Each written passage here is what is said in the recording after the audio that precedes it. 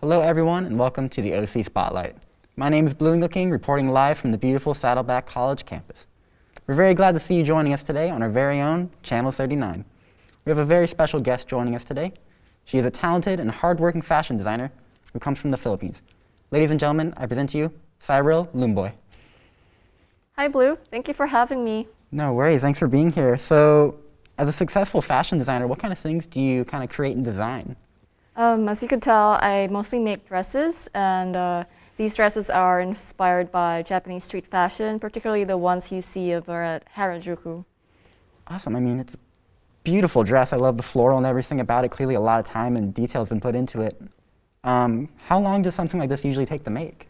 So for this one, because I was, making it as more of a passion project, I didn't have a deadline to beat, I would say it took me about a month to conceptualize and actually sew the dress. Awesome. Do you usually have shorter span deadlines, maybe for like clientele or something? Mm-hmm. Whenever I do fashion shows, it kind of it gets a little bit busy. So I would give about a month to prepare a collection for a fashion show. As for clients, they know that I tend to be very detailed, focused on the details. So I usually ask them for about a month to work on their orders. Awesome. You mentioned fashion shows. What kind of fashion shows do you usually go to, and how many dresses do you usually have to bring? For fashion shows, usually I'm invited to anime conventions. These are sometimes Japanese pop culture events, sometimes comic book events, and I arrive there as a guest, and I also do a fashion show as part of their program. And usually a fashion show would consist of about 10 dresses. Awesome, that's really cool. I've never really been to like an anime convention. Can you kind of describe what goes on there? So an anime convention is a gathering for anime fans, and I often would describe it as a vacation for anime fans and for anyone who is into Japanese pop culture. What happens is that usually anime conventions are booked in hotels, and anyone who wants to go to the con would book their own rooms, party with their friends, and just have fun. Nice, that sounds like a really good time. What are some like your favorites or most popular to go to? Oh, the very first one that I actually went to here, the biggest one that I went to here was Anime Expo in 2011, and so far that was the biggest convention I've ever been, and they've had several guests, not only coming from the United States, but from Japan as well. So it really is kind of like a worldwide event that people really travel for. Yes, definitely it is. And because of social media, a lot of people are able to know about this convention and are able to book beforehand, in order to attend the event. Nice, awesome. I guess you kind of mentioned a lot of partying and stuff like that after hours. Is that one of the pluses of going for vacation? Yeah, well, it's something you do with friends, definitely, but officially, it's about pop culture, anime, manga. If you are into collectibles, like if you're like collecting figurines, that's another place to go for. Awesome. Real quick, we are running out of time, but before we move on to the next few questions, we're going to take a quick break. And please stay put, because we'll be right back with more exciting information.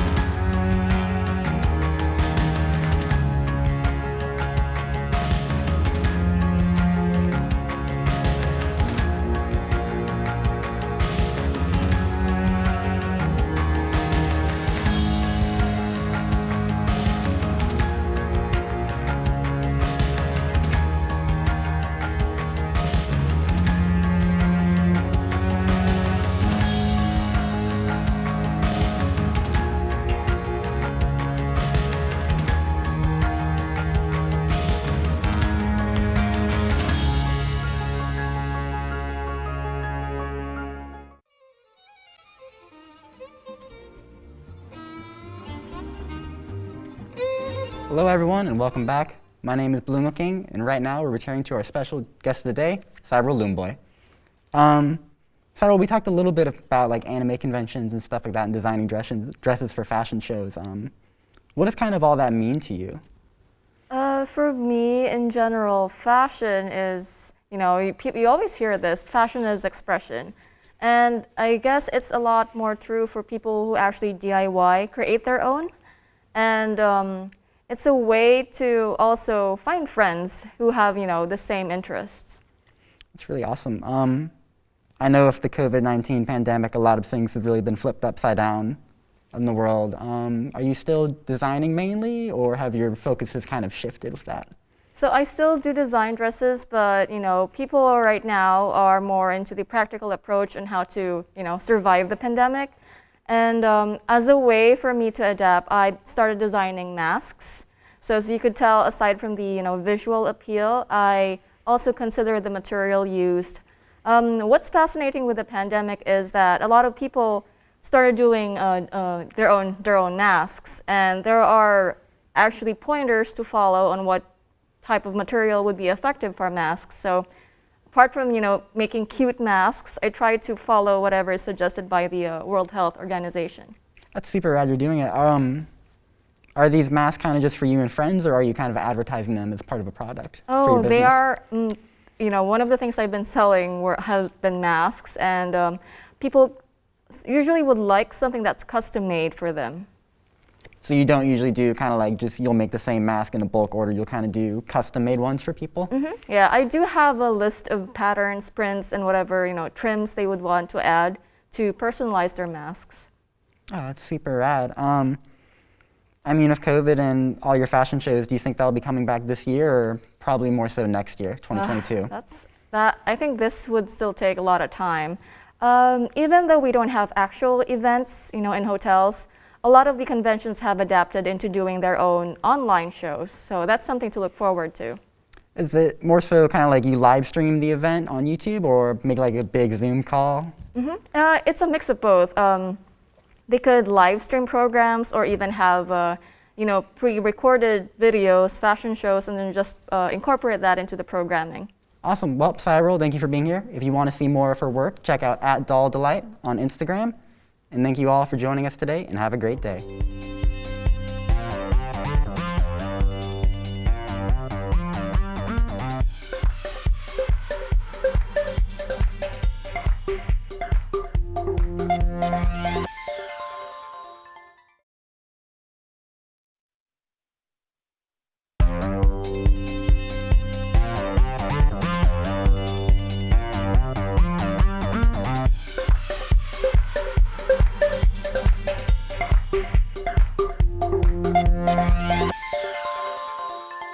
Hello, and thank you for tuning in to Channel 39. I'm your host, Daniel Acevedo, and we have a very special guest for you guys today here on this episode of OC Spotlight. I have here with me the inspiring film and radio artist, Elizabeth Wieneman. Welcome to the show. Thank you for having me. She's here to talk to us today about her upcoming projects. So I've been told you're working on your very own radio drama. What's the general synopsis of that show? That's right. Well, it's called St. Victoria's, and it's basically about three young mages coming together, and they're learning how to be a team as they uncover the mysteries surrounding the magical school of St. Victoria's. It's a modern-day fantasy. I love the fantasy genre. So where'd you get the inspiration for that? Well, like you, I love the fantasy genre as well, and I've always just gravitated towards that genre. So what's the writing process been like for that? Because I've heard that your friends are filling in some roles. That's right. I wrote a number of the characters for my friends I have a lot of them who are very talented voice actors. So when I wrote the characters, more often than not, I wrote with a specific actor in mind. I went with what I think that they would like to play, but also kind of what I would want to see them play. And I wrote 8 scripts in January. I finished by the end of January, but those were just rough drafts. So February and half of March had been going through and just kind of revising everything and tightening it up a bit. And ever since then, I've been having one of my producers, Dane Irish. I've known him for many, many years. So he's familiar with me, he's familiar with my writing style, and more importantly, he's familiar with all the little pitfalls that I end up in. So he's been going through each script with a fine-tooth comb, and we've been working on making things like the best that they can be. before we finalize them and then send them off to the actors to record. That seems pretty scary, jumping from more of a visual style of creating to more of what this audio project is. So how was that transition for you? It's been interesting and difficult. I'm a visual writer, so writing for audio has been hard. I have to keep in mind that everything needs to sound clear but also natural. Like if you're doing a film, you could have someone walk to their car and you could tell a whole story just by them walking to the car, just how they walk, how they're dressed. You know, maybe there's the jangle of their keys or the, you know, what car they're driving. But for audio, you don't have any of those visuals. So you have to convey the scene to the listener without, you know, directly telling them, hey guys, I'm gonna walk to my car. So yeah, I guess creating visually and in an audio format are actually a lot more different than I would have expected. So it's always good to branch out, but why audio as your next project? It's in part because of COVID, but also initially this project started off as a class project for an audio course that I took here at Saddleback. I had to basically do a 10-minute radio play, and that ended up being what we've been calling our pilot episode, and recruited a bunch of my friends to do the voices. Everyone had a lot of fun, and we decided to do more, especially since it was something that we could actually produce even during, you know, the COVID lockdown. So if you could describe your show in one word, what would that word be? Fun. Fun. Can't wait to see it. Thank you for your answers, Elizabeth. We're going to take a very quick commercial break and come back to hear a little bit more about your show. Thank you.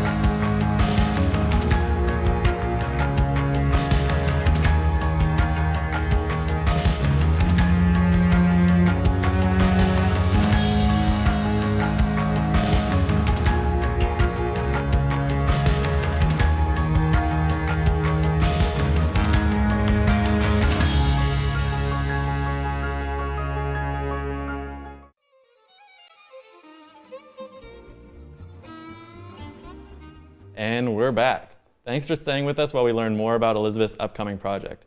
So, Elizabeth, how's the process of finding talent been? It's been interesting. Like I mentioned before, a number of the actors that are cast are friends of mine, but we still had some other roles that needed to be filled. So I reached out to a few people I knew, including the acting professor here at Saddleback, Maria Mayanzette, and they put me into contact with a number of actors that I wouldn't have been able to, you know, speak with otherwise. And it was interesting because I got a lot of different reads for characters that I hadn't even thought of until, you know, they sent it to me. And I ended up liking a lot of them better. So when we've been going through revising the scripts, we're keeping the, you know, the actor, their voice, their cadence in mind as we make the revisions and kind of rephrasing things specifically for them. So with the whole COVID pandemic that's been going on, it must be pretty hard to not only meet up, but gain resources. So with that being said, how's it been getting sound effects for your show? We're half using a library provided by Adobe Audition, and then the other half is we're recording our sounds ourselves. I have two other producers. One is in the Pacific Northwest, and the other is on the East Coast. So we're able to cover a wide range of locations, and we each have different homes that we can record different sound effects in. It's amazing what you get accomplished in your own home. So how have the COVID restrictions affected the rest of production? The biggest thing is recording remotely, because normally you'd have an audio engineer handling the setup, but the actors have to do their own setup instead. And they are not audio engineers, so they've had to learn a lot, and I've had to micromanage quite a bit. I had one actor who used to record in a large room with a wooden floor, and that wasn't going to fly because of acoustics, so she's now in her walk-in closet. I have another actor who sent me a picture of their setup when, after I had received test files from them and thought they sounded odd, and it turns out the not the camera, but the microphone was backwards. So I had them turn it around and it was fine. But it's just little things like that. Your project is one I definitely don't want to miss. So when and where can the people see it? We are going to tentatively be releasing it in fall of 2021. I'm so beyond excited for it. Like I said, I love the fantasy genre. I cannot wait to see it. So excited to see how it turns out. Thank you so much for coming on the show and telling us all about it. That's all we have for today. From College Studios, I'm your host, Daniel Acevedo, and this has been OC Spotlight.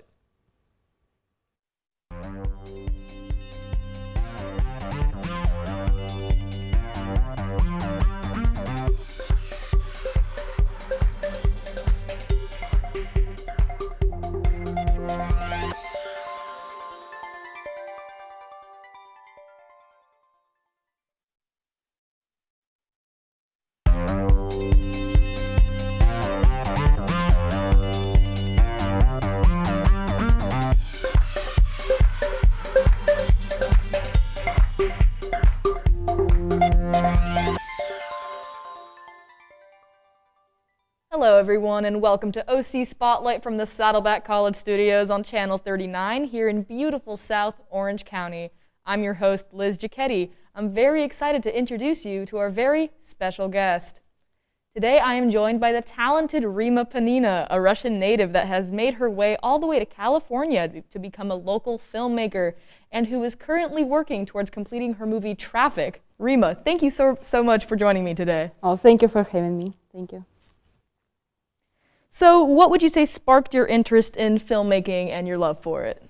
So it's hard to say. It's many stuff, but I remember really vividly the like memory from my childhood when I was 9, and it was like time when the Soviet Union just fell and everything from West came into the Russia, new Russia kind of. So, and I saw Star Wars for the first time. And it was it was amazing feeling when you see something which you not used to see. So it was totally different story which I was like used to watch, and it was amazing visual effects for those time and everything. So it's just amazed me so much. But I like movies in general. I like movie as a way of educate people. I like movie as a way to entertain people. So I think it's so many stuff which movies content. So it's really cool. Oh yeah, absolutely. So what would you say drives this passion for you? Do you mean why I wanted to do it? Yes. Yeah. I just want to tell stories. I like tell stories. I see the stories, different stories from just people, my friends, and people whom I know or heard about. So, and I think it's amazing how many different stories are over there. So, and I want to just tell them, and this is what inspires me to do.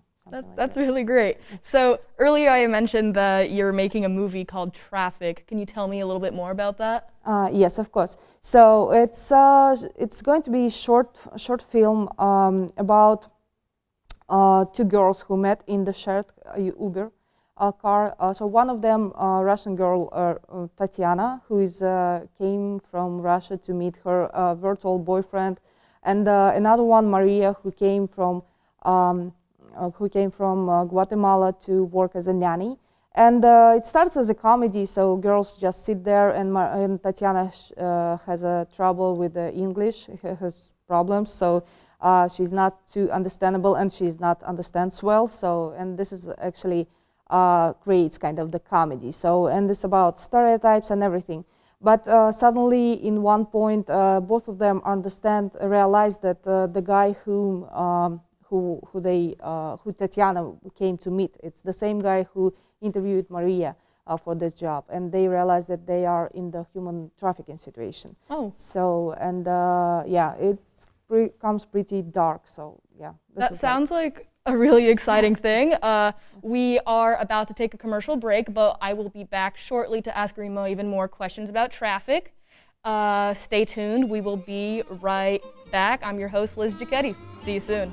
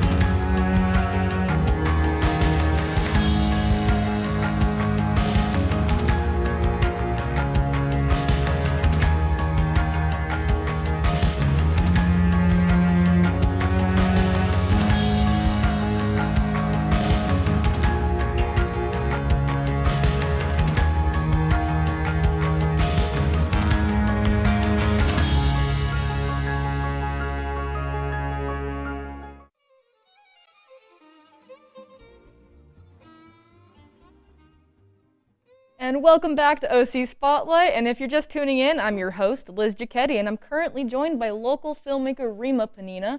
Before the break, Rima told us about how the original Star Wars sparked her love for filmmaking. We also talked about her new film, Traffic.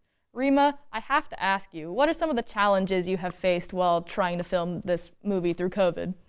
So yeah, it's actually the biggest challenge is COVID happened. So we actually tried to produce the film as a part of our film tree at Saddleback College, film tree class at Saddleback College. So we were ready to go. It was like the day of the shooting was March 11th, and it was rainy, and for the story it doesn't work. So and we postponed it like for the week. And then we go to the spring break, and then we never come back because of the COVID. So, and we didn't start shoot, unfortunately. So all pre-production was done, but production never happened. So right now we are trying to kind of start this again. So we pretty much keeping the same team for the movie. So we plan to shoot in the end of June, but it's very depends on the how COVID situation again will be like in the how it all situation will be. So and yeah, but we're very like excited to do it and very like looking forward to it. So, yeah, it sounds super exciting. So earlier you mentioned how Traffic is about human trafficking. What inspired you to make a movie following this subject? So to be honest, at first it was just the idea about similarity with words like traffic and human traffic. So what story could connect these two different words? I mean, like different by meaning, but the same for how they sound. So and after I did like research, I was like amazed how many girls going into this situation without knowing, like with like open eyes and never think that they can be captured and something like that. And I just decided that this is good way of saying about this problem, I would say so. And this is how it all. Yeah, well, that sounds super fascinating. So if you would like to watch Rima's movie Traffic, I recommend going on Instagram and looking up Traffic_movie, right, on Instagram. But that is all the time we have for today. Once again, I am your host, Liz Giacchetti. Thank you so much for joining us today. Have a great day, everyone.